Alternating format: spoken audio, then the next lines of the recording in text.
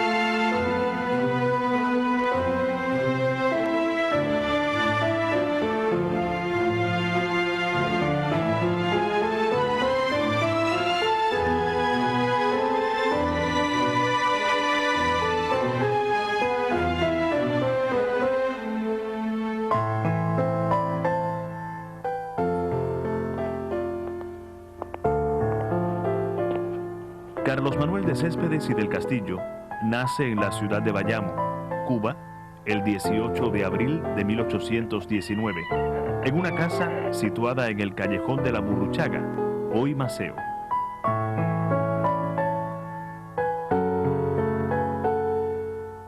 Sus padres, Jesús María Céspedes y Luque, bayamés, y Francisca de Borja Castillo y Ramírez de Aguilar, nacida en Camagüey, son dueños de varias haciendas.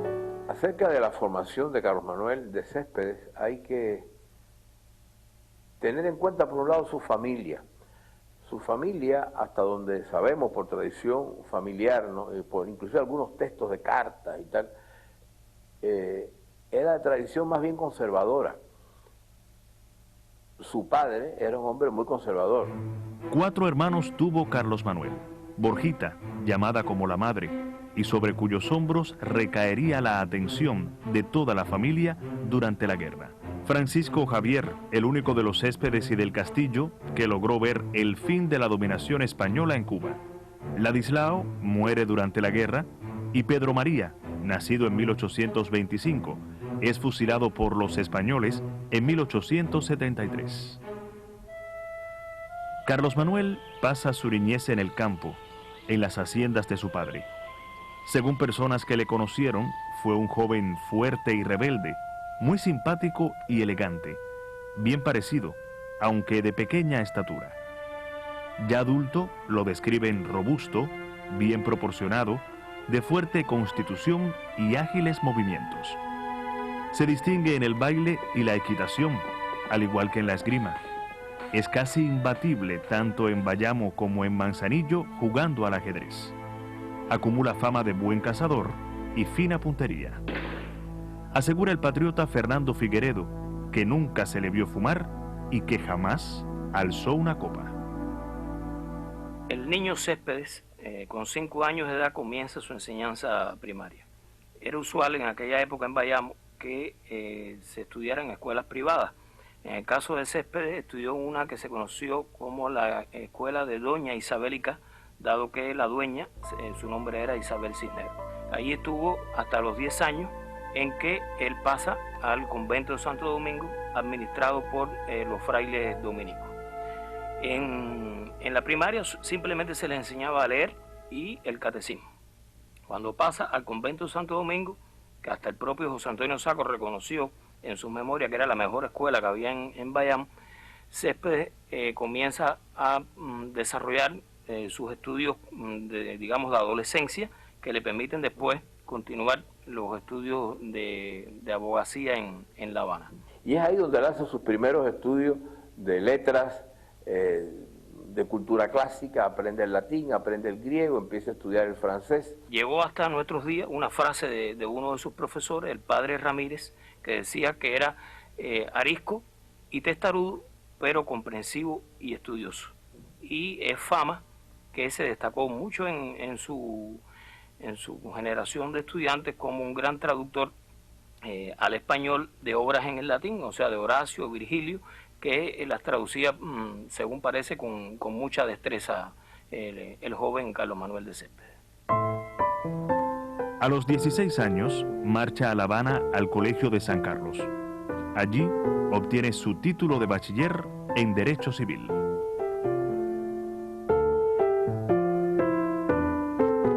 Sabemos que en aquella época la universidad no podía expedir títulos de doctorado ni de mayor cuantía, sino títulos menores. La culminación de sus estudios en Cuba se produce en la Universidad de San Jerónimo.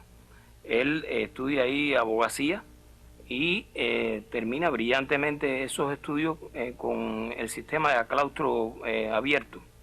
O sea, él se sometía a una batería de preguntas que le hacía un grupo de ilustres profesores y realmente se conoce que su resultado de ese examen final fue satisfactorio.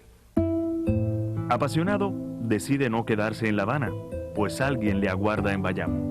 El 18 de abril de 1839, contrae matrimonio con su 2 veces prima María del Carmen Céspedes y Céspedes. Dicen que fue una de las bayamesas más bellas de la época. De ella escribiría en un poema: pero una amiga hallé una esposa, hallé el oasis. Ella, no te asombres, ella mi frente refrescó ardorosa. Ella enseñóme a perdonar los hombres. De ahí parte a España porque en la época era necesario culminar los estudios de abogacía en la metrópoli. Y Céspedes los termina en la región de Cataluña.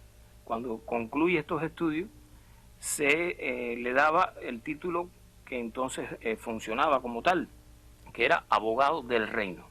De manera que él tuvo que ir, como la mayor parte de los hijos de familias adineradas y de linaje, a culminar esos estudios en la metrópoli. Hay fechas distintas en cuanto a los comentarios sobre cuándo fue el matrimonio exactamente, cuándo nació el primer hijo, Carlos Manuel, que era el bisabuelo mío, con quién se quedó, porque se sabe que no lo llevaron a Europa, se quedó Carmita sola un tiempo a Cuba y después fue para Europa, o se fueron juntos. Y finalmente emprende un viaje ya más largo, que se va a Italia, Grecia, Turquía, Constantinopla estuvo, Tierra Santa, o sea, y no aparece muy seguro que haya estado en Egipto también, pero parece que sí. Regresa a París, o sea que en total estuvo en París como 2 años, y finalmente a fines del 43, principios del 44, regresan a Cuba.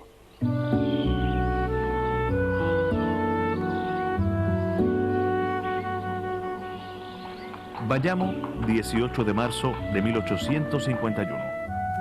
Pancho Castillo desea dedicarle una canción a su novia y busca ayuda entre sus amigos Carlos Manuel de Céspedes y el poeta José Fornaris. Esa noche, el poeta Fornaris no puede dormir, pero al día siguiente ya tiene la letra. Inspirados, Céspedes y Pancho componen enseguida la música.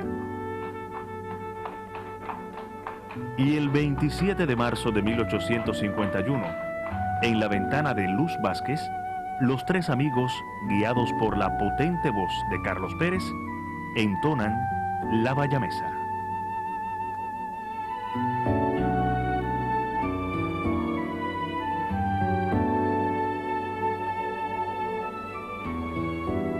Pancho y Luz se casan y constituyen un matrimonio feliz. Él muere antes de 1868.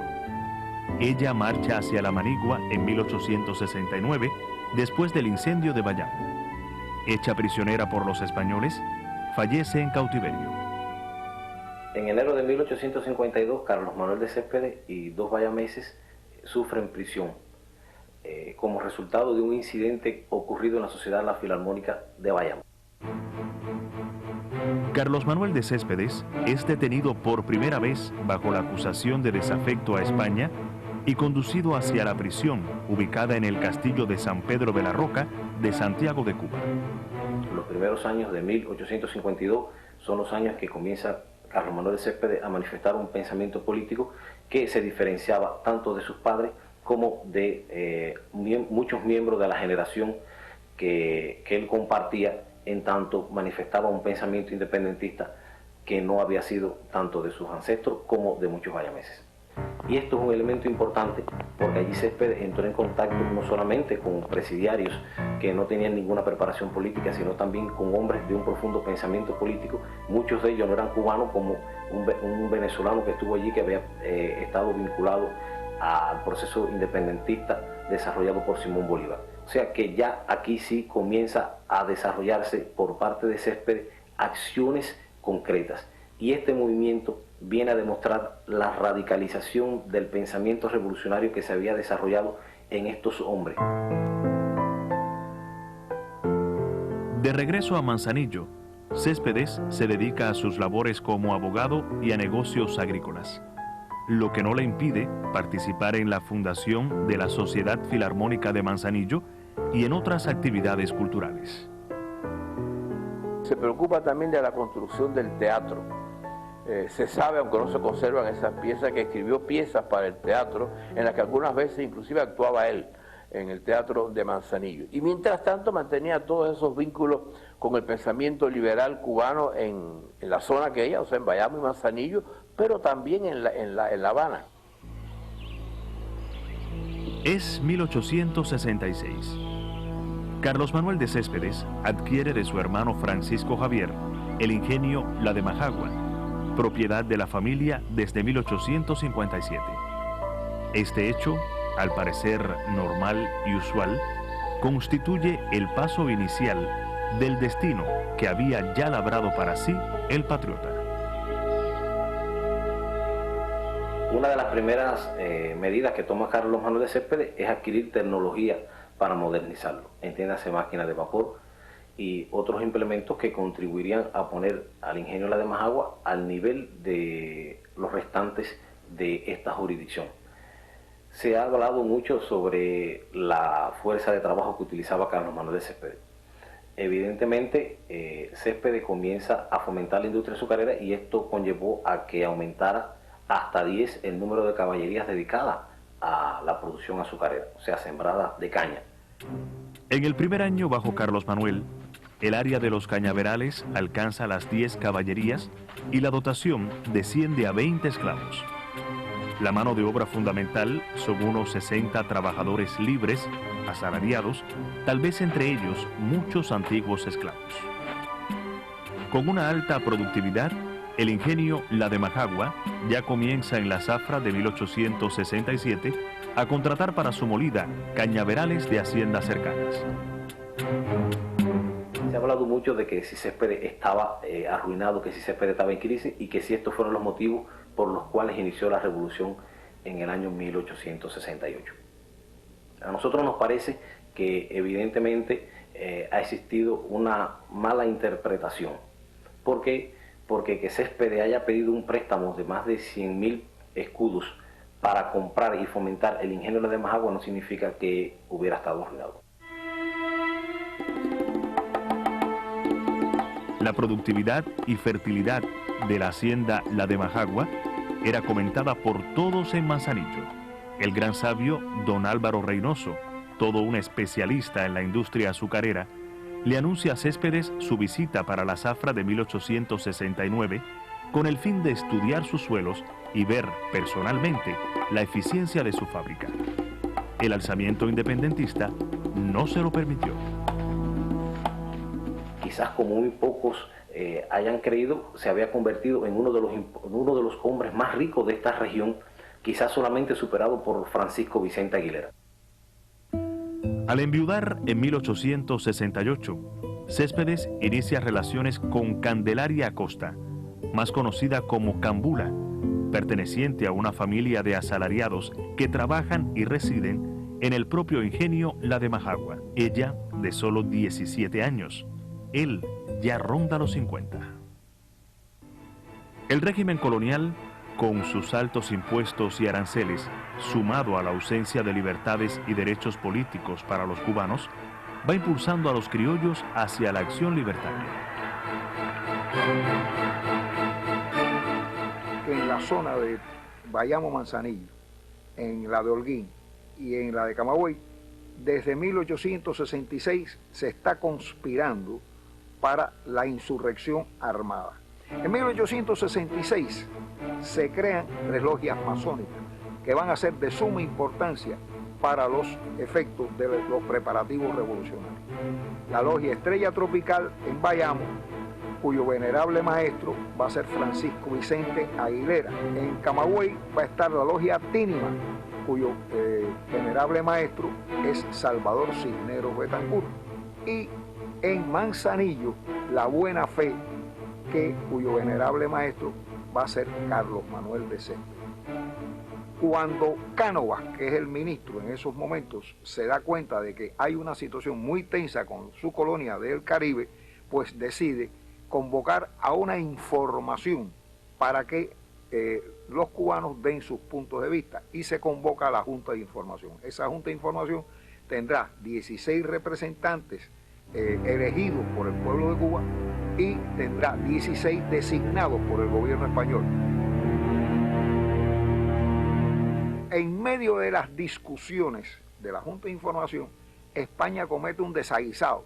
Sin haber modificado todavía los aranceles altísimos y sin haber modificado los impuestos, clava la propiedad con un nuevo impuesto del 10% sobre la renta. Esto causa un malestar general en Cuba. En Cuba ya se está prácticamente conspirando.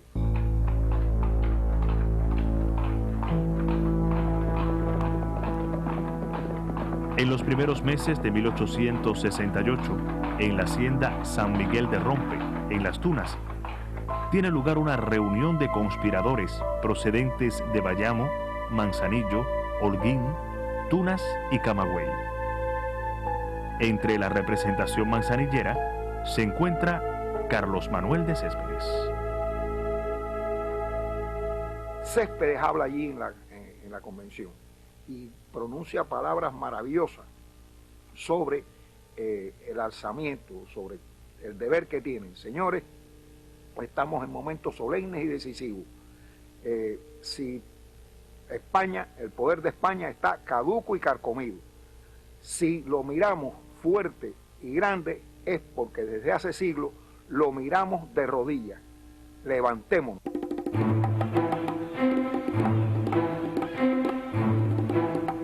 Céspedes no puede convencer a todos sus interlocutores y no se llega a acuerdo alguno.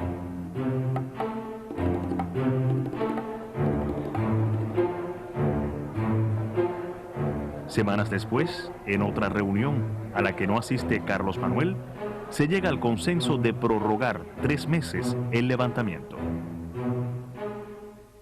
Pero Céspedes y sus amigos no están de acuerdo. Y al fin y al cabo, en una nueva reunión que sostienen los cespedistas, acuerdan alzarse el 14 de octubre. Céspedes está consciente de que si siguen posponiendo la conspiración, pueden caer todos presos. Es tanta la confianza de Céspedes en Cambula, que es a ella a quien pide que cosa la bandera con la que saldrá a los campos de batalla.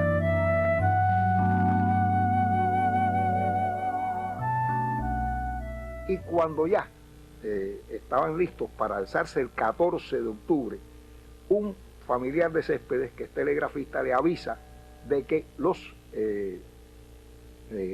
españoles ya están al tanto de la conspiración y que están ordenando precisamente la detención de Céspedes.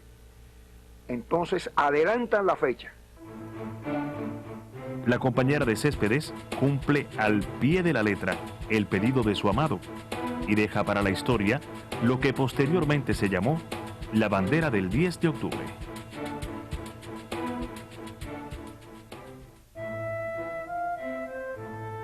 Ese mismo día, o tal vez la noche antes, Céspedes redacta el manifiesto del 10 de octubre, verdadero programa político del independentismo que precisa dos grandes objetivos por los que los cubanos se lanzan a la guerra: la obtención de la independencia y de la justicia social para todos, que en 1868 tiene que partir necesariamente de la abolición de la esclavitud.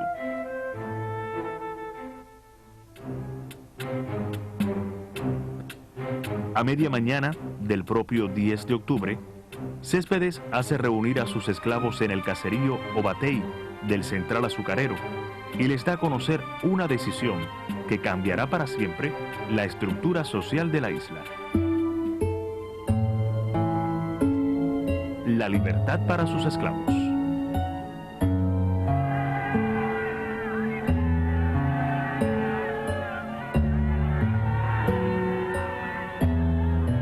A los recién liberados exhorta Céspedes a unirse a su guerra por la independencia.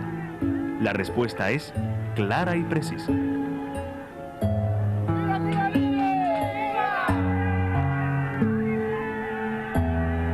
Este tema de la igualdad social es lo que le da a la revolución del 68 su carácter de revolución social también.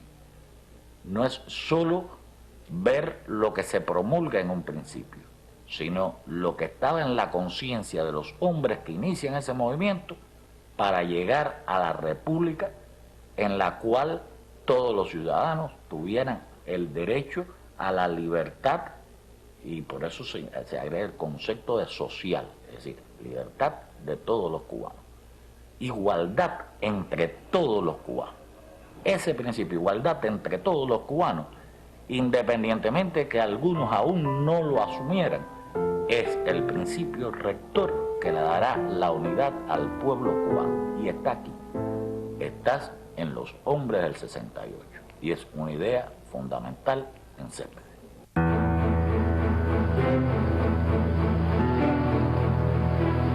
En la madrugada del 11 de octubre de 1868, la tropa insurrecta encabezada por Céspedes parte hacia la Sierra de Naguas, con el fin de incorporar a otros grupos alzados.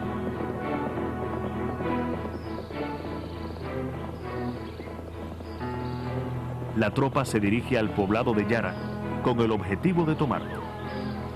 Al entrar al poblado, son atacados por una columna española que, avisada, llega de refuerzo. Se genera una gran confusión. Los cubanos se dispersan. En torno a Céspedes solo queda un puñado de hombres. Alguien habla de la derrota del alzamiento. Céspedes responde airado: aún quedamos 12 hombres. Bastan para hacer la independencia de Cuba.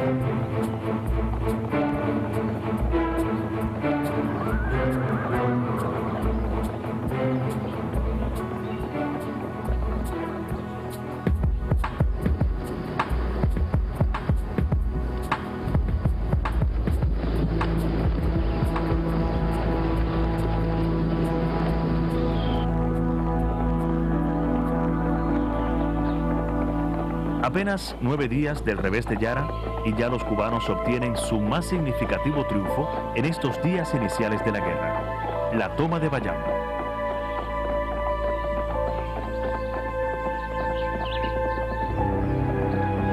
En la ciudad liberada por los insurrectos se forma el primer gobierno mambí. Lo más llamativo y lo más característico de este gobierno es que es un gobierno plural, un gobierno ampliamente democrático.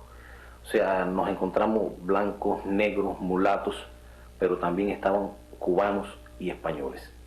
O sea, este gobierno que establece Carlos Manuel de Céspedes en Bayamo tomará como base para su integración un pensamiento independentista. O sea, no se trataba de que usted fuera español, que fuera cubano, sino la actitud que mantuvieran cada uno de estos hombres respecto a la independencia de Cuba. Encima de un caballo, en una de las plazas del pueblo, Perucho Figueredo escribe la letra del himno nacional, que luego será cantado por un coro de bayamesas.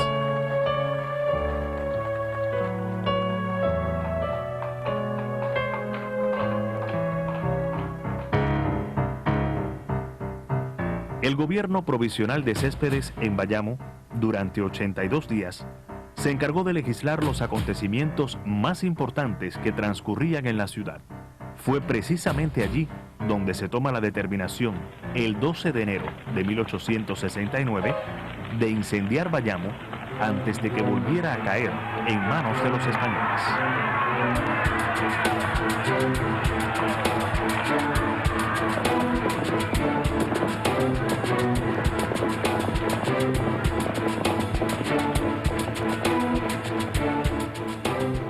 La quema de Bayamo el 12 de enero de 1869 ha sido considerado uno de los acontecimientos más trascendentes de la historia de Cuba.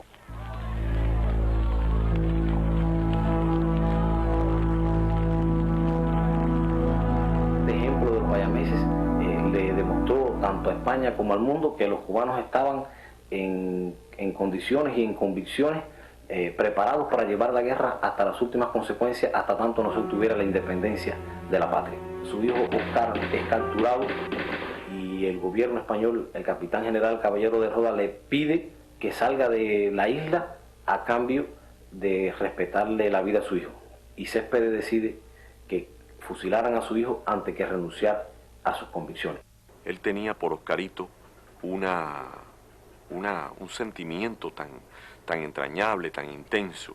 Lo veía no solamente como un continuador de su nombre, sino como un continuador de sus ideas. Por eso el sacrificio de Oscar le va a dar esa titularidad a Céspedes por excelencia de padre de todos los cubanos. Para José Martí, no tuvo Cuba día más bello que el 10 de abril de 1869, en el poblado camagüeyano de Guáimaro, liberado por los mambises desde noviembre de 1868. En esa fecha se reúnen los representantes de las regiones alzadas en armas para acordar la forma de poder que adoptaría el proceso revolucionario. Encabezando la delegación de Oriente va Céspedes. Camagüey estaba representado, entre otros, por Ignacio Agramonte y Salvador Cisneros Betancourt. Entre los representantes de las villas resaltan Miguel Jerónimo Gutiérrez y Eduardo Machado. De esta asamblea sale aprobada la primera Constitución mambisa. En Guáimaro, en los días en que se debatía la primera Constitución política mambisa, Carlos Manuel de Céspedes conoce a la que fue su segunda esposa, Ana de Quesada. Esta queda prendada del fervor del insigne cubano. Había nacido en Camagüey el 16 de febrero de 1842. Cuando conoce a Céspedes en Guáimaro, él está a punto de cumplir 51 años, ella 27. Carlos Manuel y Ana se casan el 4 de noviembre de 1869, en plena manigua insurrecta. Su primogénito, Oscarito, fallece de corta edad. Embarazada, Céspedes la envía al extranjero, en donde nacen Carlos Manuel y Gloria de los Dolores. Cuentan que cuando Ana se preparaba para partir hacia el exterior, una tropa enemiga la toma prisionera. Trasladada a La Habana, un alto oficial español intenta convencerla de que le enviara una carta a Céspedes pidiéndole que se rinda a las autoridades coloniales. Ana encara al oficial y firme le responde que prefiere ver a su esposo muerto antes que rindiéndose. Expulsada de Cuba, Ana vivió modestamente en Nueva York y para mantener a sus dos hijos tuvo que trabajar de costurera. Muere en París en 1910. Designado en Guáimaro presidente de la República de Cuba en armas, Carlos Manuel de Céspedes nombra a Ignacio Agramonte para la jefatura militar del Camagüey. Lejos de atenuar las contradicciones, la nueva situación las agudiza. En 2 ocasiones, el mayor renuncia a su cargo.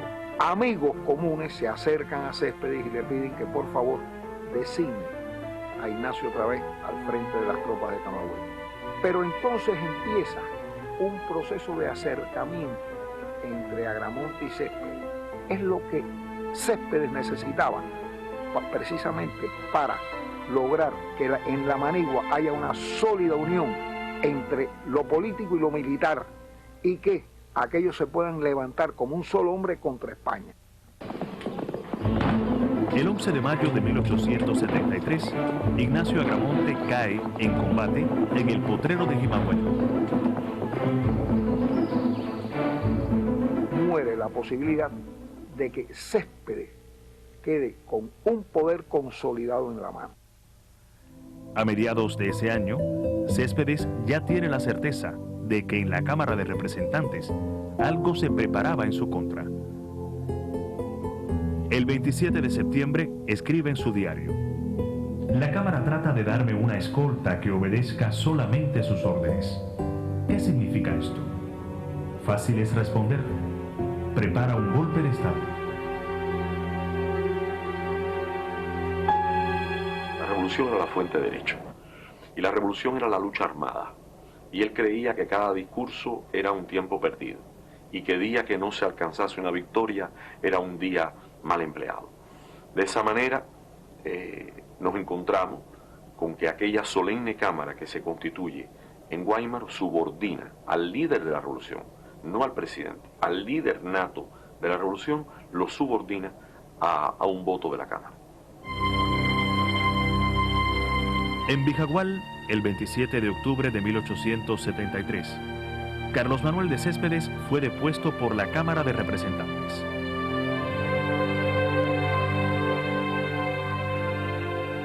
Sin duda alguna, hubo ilegalidad por parte de la Cámara de Representantes.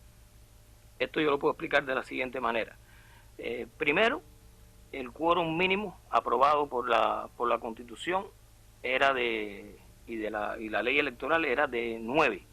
Cuando Salvador Cisneros Betancourt, un poco aparentando escrúpulos, cierto pudor, se retira de la Cámara, el grupo que está reunido para deponer a Céspedes, se quedan sin quórum mínimo. Legal no fue. Legal desde el punto de vista ético. Desde el punto de vista jurídico es distinto.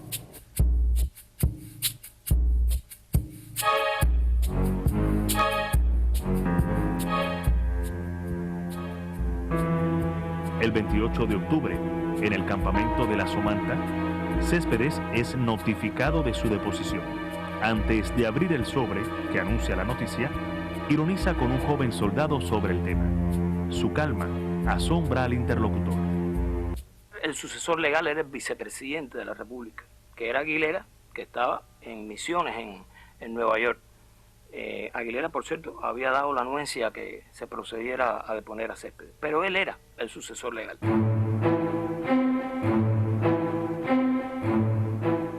Durante 3 largos meses, el presidente viejo, como le llama el pueblo, permanece atado al gobierno, cuyos funcionarios no pierden oportunidad de vejarlo y humillarlo. El artículo 5 de la Constitución decía que los representantes no podían simultanear su condición de representante con otro cargo. Y se elige a Salvador Cisneros Betancourt presidente de la República. Y Salvador Cisneros era el presidente de la Cámara de Representantes. Hay una violación flagrante de la Constitución. El propio Céspedes en el diario lo explica con claridad. Cuando se desencadenen estas pasiones, ¿quién volverá a someterlas? Era imposible. Él cae víctima de eso. Pero el acto virtuoso de su parte, extraordinario, lo que lo convierte en el padre de verdad, que es la pregunta inicial, es haber aceptado ese veredicto. Haberlo aceptado porque era abogado, porque tenía un apego al concepto de la ley y a la autoridad de la Constitución que él había reconocido. Esta es la verdad. Entonces en Vijagual se consolida además, allí hay una tropa reunida, un ejército que está reunido, que vitorea la deposición del presidente Céspedes. En un acto inverosímil, la Cámara despoja a Céspedes de su escolta y comitiva. Traición no, fue un golpe de Estado. Un putsch militar, en la terminología actual. La Cámara de Representantes está inactiva y se reúnen en septiembre simplemente para deponer a Céspedes. O sea, esos 18 meses que ellos no están trabajando, no están haciendo la función que les corresponde como miembros de la Cámara de Representantes, lo que están es conspirando. El 27 de diciembre se le autoriza a permanecer en Cambute. ante el avance de los españoles el 23 de enero de 1874, tiene que trasladarse a la prefectura de Guaninao, bajo el mando del entonces capitán José Lacret Morlot, y a la que pertenece el caserío de San Lorenzo.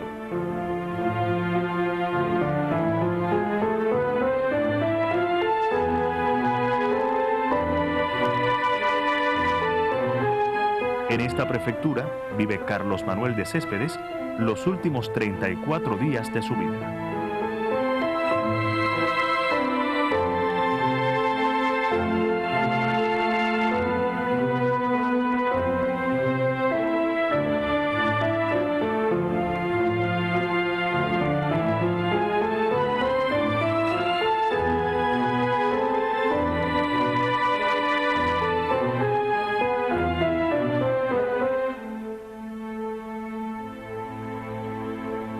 En San Lorenzo, dedica gran parte de su tiempo a alfabetizar a niños y vecinos de la zona.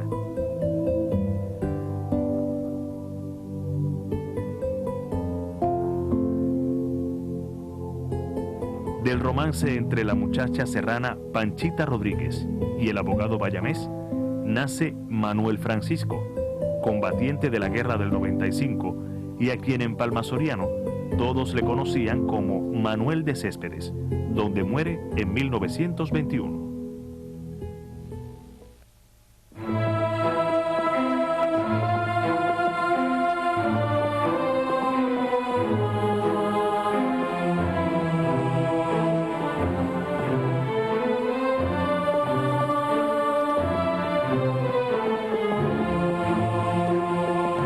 Carlos Manuel de Céspedes, el presidente viejo, como le llamaban los serranos, en el último viernes de su vida, temprano en la mañana, comienza a escribir en su diario.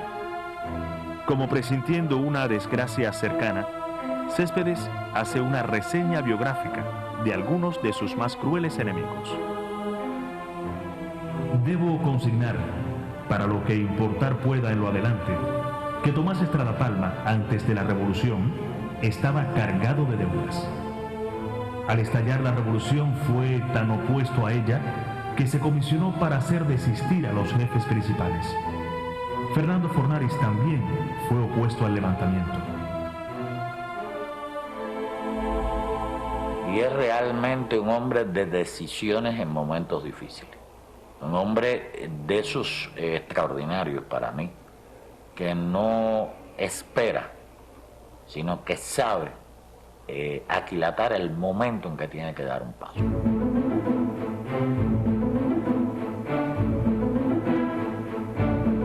Normalmente nunca andaba solo, pero ese día envía a su hijo Carlitos por unos zapatos, al ayudante Pavón a colaborar con unos vecinos en la construcción de un rancho, y al prefecto Lacret, atacado por la fiebre, a que se fuera a acostar.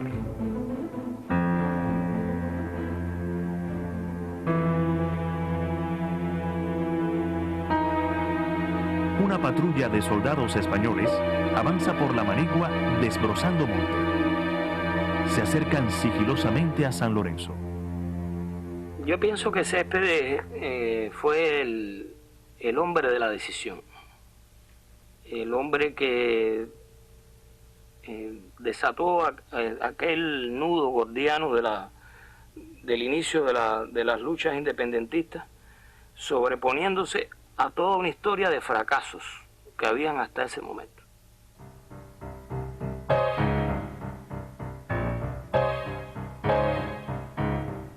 Una niña los descubre y corre a avisar.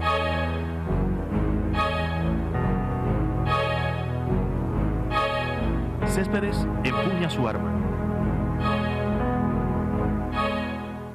Cuando uno analiza de fondo toda la proyección de Céspedes, uno se da cuenta que fue la decisión adecuada, en el momento adecuado, y que salvó, provocó, incendió todo el país.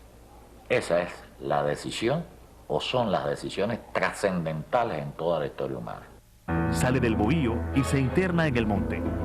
Los soldados que se encuentran a muy poca distancia le conminan a rendirse. Céspedes no quiere caer prisionero y se enfrenta a ellos, Dispara 2 veces y logra herir a uno de sus perseguidores, pero a boca de jarro es alcanzado por las balas españolas y cae mortalmente herido.